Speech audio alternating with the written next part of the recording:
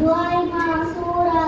اللهم إني ظلمت نفسي ظلما كثيرا ولا يغفر الذنوب إلا أنت فاغفر لي مغفرة من عندك وارحمني إنك أنت الغفور الرحيم.